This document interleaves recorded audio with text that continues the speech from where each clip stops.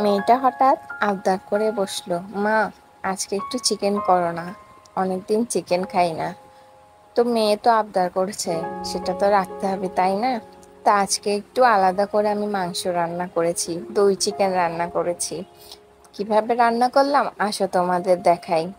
প্রথমে আমি মাংসগুলোকে ধুয়ে ভালো করে জল ছাড়িয়ে নিয়ে আলাদা করে রাখবো।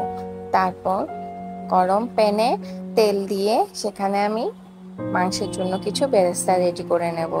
পেঁয়াজগুলোকে ভালো করে ভেজে তারপরে আমার বেরেস্তাটা রেডি করতে হবে।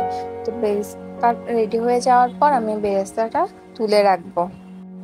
বেরেস্তাটা তুলে রাখার পর ওই তেলেই আমি দুটা তেজপাতা আর কিছু গোটা মশলা দিয়ে ভালো করে ভেজে ওখানে পেঁয়াজ বাটা, রসুন বাটা আর আদা বাটা দিয়ে ভেজে নেব। ওগুলো ভাজা হতে হতে আমি মাংসের মেন যে মশলাটা সেটা তৈরি করে নেব। এখানে আমি 2 চামচ টক দই, মাংসের মশলা, সাথে সামান্য একটু হলুদ গুঁড়ো, জিরার গুঁড়ো আর সয়া সস আর একটু কেওড়া জল দিয়ে ভালো করে পেস্টটা রেডি করে নেব। পেস্টটা রেডি করার পর তারপর সেটা আমি প্যানে দিয়ে দেব।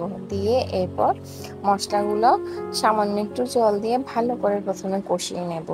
মশলা কষানো হয়ে গেলে আগে ধুয়ে রাখা, জল ছাড়িয়ে রাখা মাংসগুলো দিয়ে এরপর ভালো করে নেড়ে চেড়ে মেখে নেব। দই চিকেনটা আসলে এটা আমার নাম, এটা আমার নিজস্ব রেসিপি। আমরা সাধারণত যখন চিকেন রোস্ট করি ওখানে দই ইউজ করি, টক দইটা ইউজ করে থাকি। কিন্তু আজকে আমি এই চিকেন রোস্টের মতো করে রান্না করলেও এটাতে আমি আজকে মাংসটা ভাজিনি, মাংসটা সম্পূর্ণ কাঁচাই ছিল। আর এটা খেতে কেমন হয়েছে সেটা আমি আসলে আমার বাচ্চাদের ভিডিও যদি করতাম তাহলে হয়তো আপনাদের বুঝাতে পারতাম। মাংসটা কষানো হলে জল দিয়ে তারপরে আমি ঢাকনা দিয়ে রাখবো।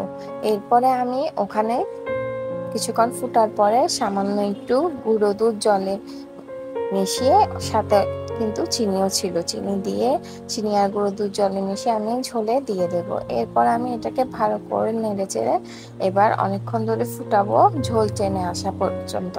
ঝোলটা টেনে আসলে লবণ চেক করে এরপর আমি উপরে বেরেস্তা আর একটু ঘি ছড়িয়ে দেব।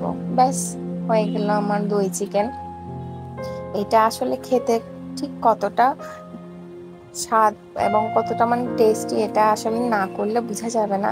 তো আমার রেসিপিটা কেমন লাগলো সবাই কমেন্ট করে জানাবে। তোমাদের সবার কমেন্ট পেলে আমার ভীষণ ভালো লাগে। আর তোমরা কমেন্ট করলে আমি আগ্রহ পাই নতুন নতুন রান্না করার এবং রেসিপি শেয়ার করার। আর তোমরা সবাই বাসায় এভাবে ট্রাই করে দেখতে পারো একবার, খেতে কিন্তু অনেক ভালো লাগে। আমার বাচ্চারা খুব মজা করে খেয়েছে। এখানে আমি বেশি ঝাল ইউজ করি না, আর দই, গুঁড়া দুধ আর চিনি ইউজ করাতে এটা বেশ মিষ্টি মিষ্টি হয়েছে খেতে। তো আমার রেসিপিটা কেমন লাগলো সবাই জানাবে। Thank you.